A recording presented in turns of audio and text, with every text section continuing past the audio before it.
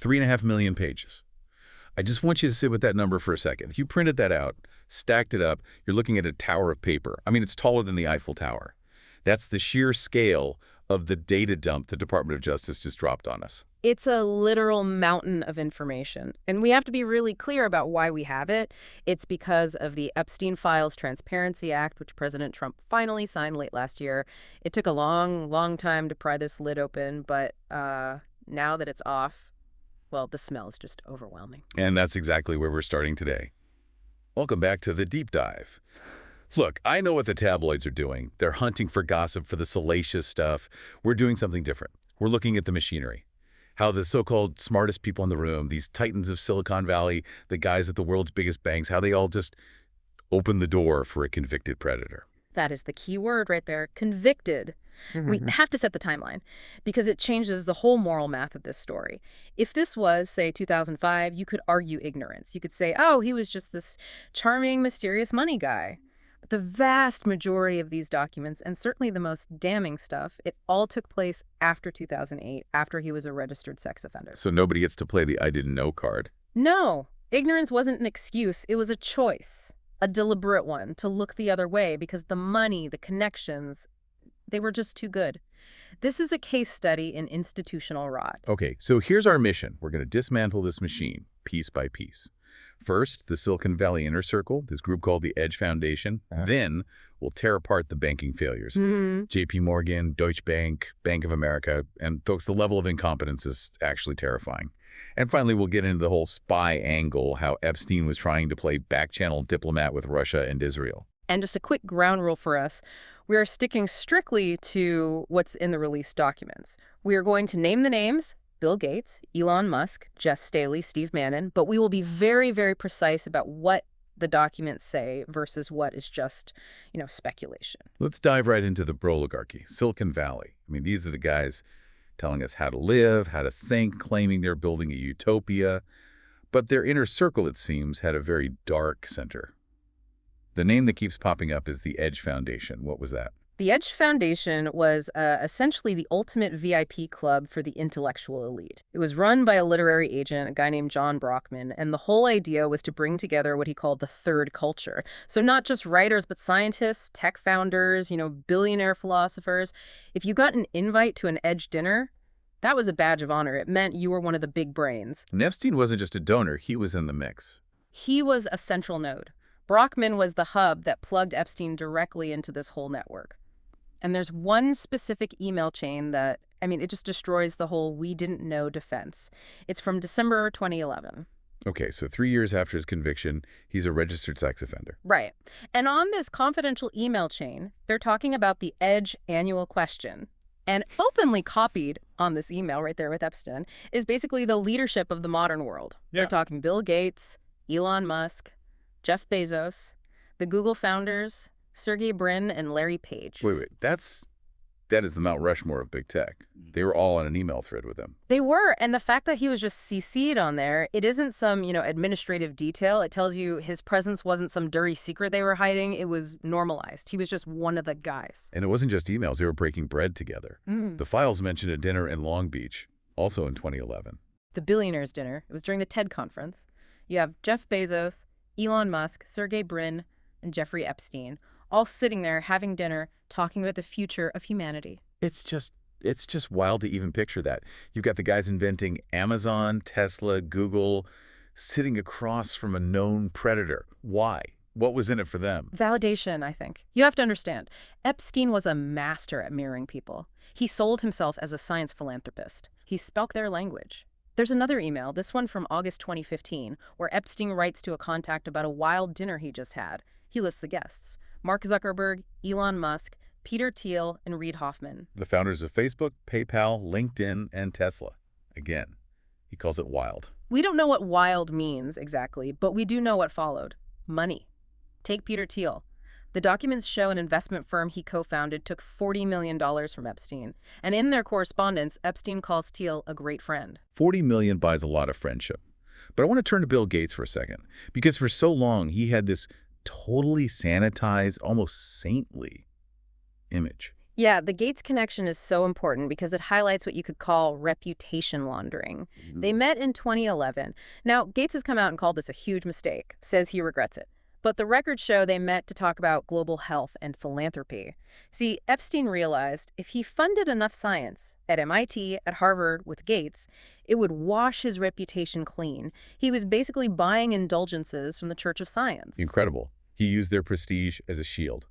But, okay, let's be real. You can't fly private jets and host billionaires without a massive amount of cash flowing through the system. You need a bank. And you need a bank that doesn't ask too many questions. And this is the part we're calling too big to comply, because the banking failures in these documents, they're not just oops moments. They look like deliberate calculations, profit over the law. So let's start with JP Morgan Chase. Right. And a specific guy, Jess Staley. Jess Staley was a titan on Wall Street, ran the investment bank at JP Morgan, later became CEO of Barclays, and his relationship with Epstein. It wasn't just client banker. It was deeply, deeply personal. I was reading the notes and the email codes they used. It honestly makes your skin crawl. Snow White. It's chilling. The emails use this bizarre code with Disney characters. Staley wrote to Epstein in 2010, again, post-conviction, saying, "That was fun. Say hi to Snow White." And investigators are pretty sure they weren't just watching cartoons. The working theory from the DOJ files is that Snow White was a code name for a victim, and it gets worse.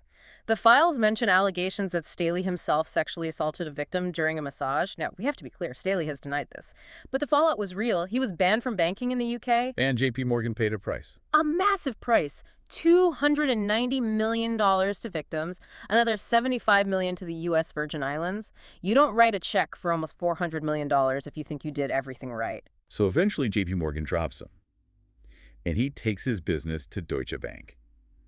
And this story, if it wasn't so awful, it would almost be a comedy sketch about corporate idiocy. It's the definition of bureaucratic failure. So Deutsche Bank takes him on as a client in 2013. And get this. A junior banker actually does their job. They write a memo, they flag his criminal history, it's right there in black and white, pedophilia conviction. So the system worked. A low-level employee raises the red flag. And the high-level execs just tore it down. They looked at the fees, about $2 to $4 million a year, and they onboarded him anyway. But here's the really frustrating part. The mechanism of the failure, it's this thing called the approval email. Right. I saw this in the notes. Break that down. Okay, so back in 2013, a senior manager sends this vague email saying the relationship is approved. That one email became a get-out-of-jail-free card for years. Later, compliance officers start seeing all these suspicious wire transfers money going to women with Eastern European last names, big cash withdrawals, classic red flags. The kind of stuff that would get my checking account frozen in a heartbeat. Instantly.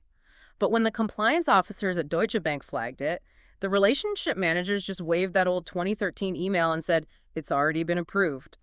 They used a years-old email to bypass real-time security. That's willful blindness. We have a piece of paper from 3 years ago, so just ignore the crime happening right in front of us. Exactly. And it cost Deutsche Bank a $150 million penalty. But again, for a bank that size, that's a parking ticket. Which brings us to today. Bank of America is in the hot seat now, right? Specifically over a guy named Leon Black. Leon Black, the billionaire founder of Apollo Global Management. The documents show he paid Epstein over $150 million. $150 million. And the claim is this was for, what, tax advice? That's the claim. Tax advice from a guy who didn't have a CPA, didn't even finish college. That has to be the most expensive tax advice in human history. It certainly raises some questions, but the Bank of America angle is about these things called SARs, suspicious activity reports. Banks are required by law to file these if they see something shady. And when did Bank of America get around to filing them? 2020. Hold on. Epstein died in jail in 2019. Correct. They processed over $150 million in transfers between 2012 and 2017, didn't bat an eye. They only filed the reports after he was dead and after the New York Times started calling them with questions. So the watchdogs only start barking after the burglar is gone and the cops are knocking on the front door. It just reinforces this whole idea of a two-tiered system of justice. If you're a regular person, the algorithm flags you. If you're moving hundreds of millions, the rules are more like suggestions. Okay, let's pivot a bit. We've covered the tech guys looking for validation, the bankers looking for fees. But Epstein had bigger ambitions. He wanted to be a player on the world stage. This is the spy or back channel angle.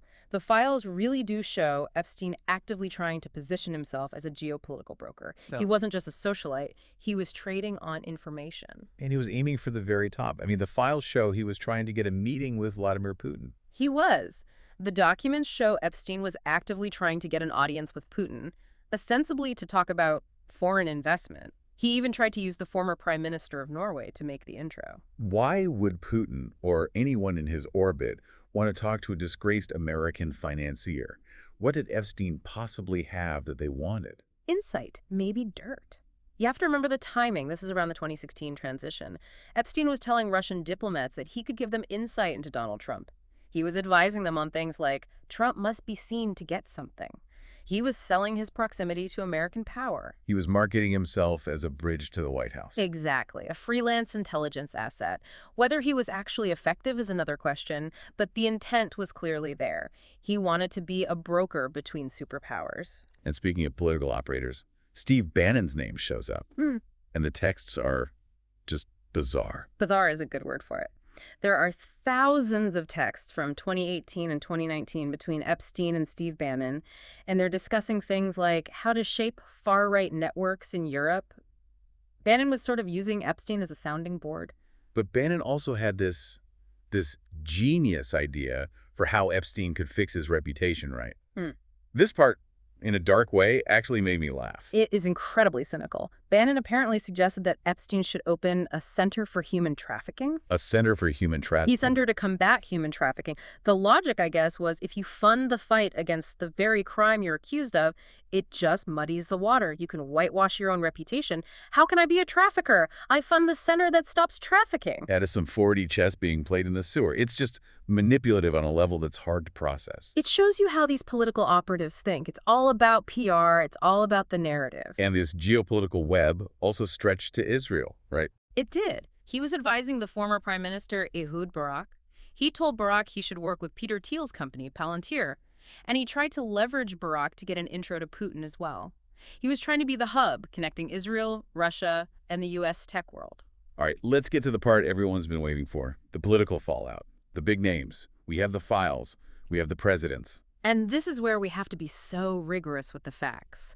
The files are bipartisan in the damage they do to reputations.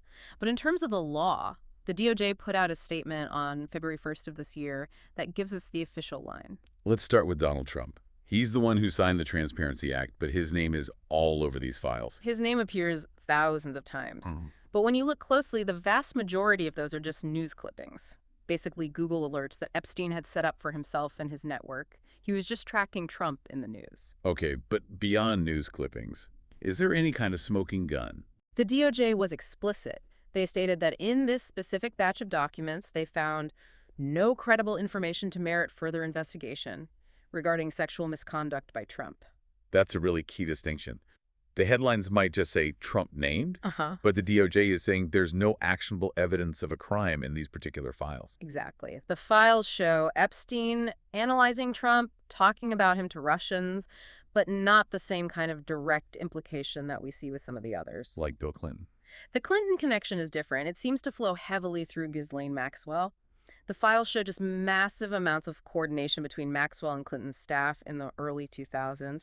We're talking travel logistics, dinners. It paints a picture of a very, very cozy relationship in Clinton's post-presidency. So confirms a lot of what's been suspected, but adds that layer of detail. What about the wild cards? I saw RFK Jr.'s name in there. Yeah, this is one of those details that's so strange you just couldn't make it up. The files mention RFK Jr. joining Epstein and Maxwell for a fossil hunting expedition on a reservation. Fossil hunting. Fossil hunting. It just shows you how eclectic and bizarre these social circles were. It wasn't just parties. It was these weird, bespoke trips for the bored, super rich. And then there's Stacey Plaskett, the delegate from the Virgin Islands. This looks pretty bad for her. It does. There are text messages that appear to show her communicating with Epstein during a House oversight hearing. Wait, while she was literally sitting in the hearing room. The timestamps suggest they were discussing the hearing in real time. It suggests Epstein had a direct line to lawmakers who were supposed to be providing oversight. I mean, that's kind of the definition of the deep state that people talk about, isn't it? Yeah. The guy pulling the strings from the shadows while the cameras are on. It certainly plays into the public suspicion that what we see on C-SPAN is just theater, and the real decisions are being made via text with donors. So let's try to wrap this up. We've got 3.5 million pages. We have the names of the most powerful people on the planet. But who is actually in handcuffs? And that's the tragedy of it all, isn't it? Who's in jail? Ghislaine Maxwell is. Epstein is dead. But the bankers, the tech billionaires, the political operators, they're still in charge. They paid their fines with shareholder money, let's be honest, and they moved on. It really feels like this system is just designed to protect itself. The biggest takeaway here is that institutions failed. The banks put fees ahead of federal law. MIT and Harvard put funding ahead of ethics. The political class put access ahead of morality. The red flags weren't hidden. They were giant waving banners. But all these powerful people, they thought they were special. They thought, I'm smart enough, I can handle him. It's pure arrogance. It is. Yeah. And it's the normalization of deviance when it comes wrapped in a tuxedo and a big checkbook. Before we sign off, I want to leave our listeners with one final unsettling thought, something to really chew on.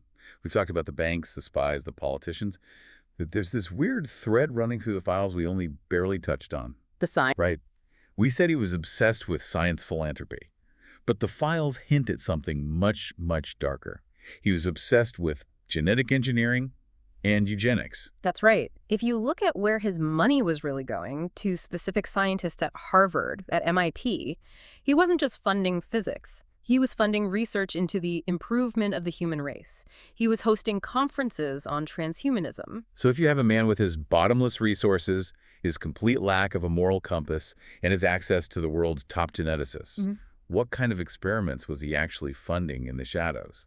That is the truly scary question. We know about the trafficking, but the scientific philanthropy, that might be the next shoe to drop. We may not have even seen the bottom of this thing yet. A terrifying thought. We'll keep digging as more comes to light. Stay curious, stay skeptical. And read the documents for yourself. Don't just take the media's word for it. Deep dive complete.